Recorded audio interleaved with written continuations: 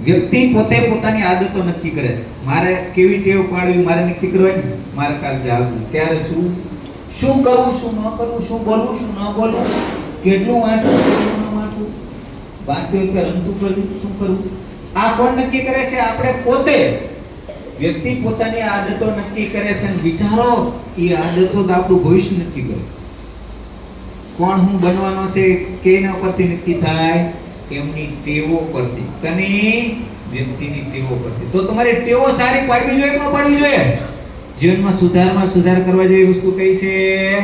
તો કે ટેવ. શું?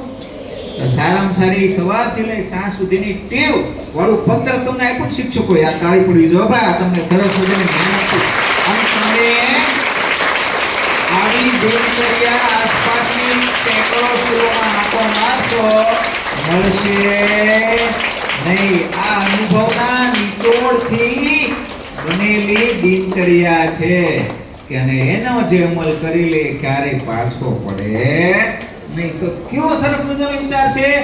માણસ પોતે આદતો બનાવે ને એની આદતો માણસના ભવિષ્યને બનાવે.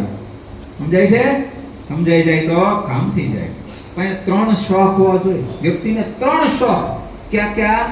પહેલો, સ્વસ્થ રહેવાનો શોખ. હું ક્યારે બીમાર જ ન પડું, આવો શોખ હોવો જોઈએ.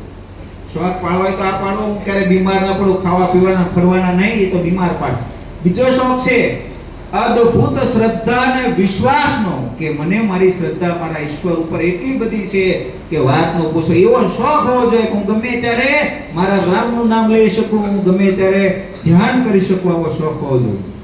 અને ત્રીજો શોખ, જીવનમાં કઠિનમાં કઠિન કાર્ય કરવાનો શોખ. હું આ કરીશ અને દિલથી કરીશ, ભલે મુશ્કેલ હોય.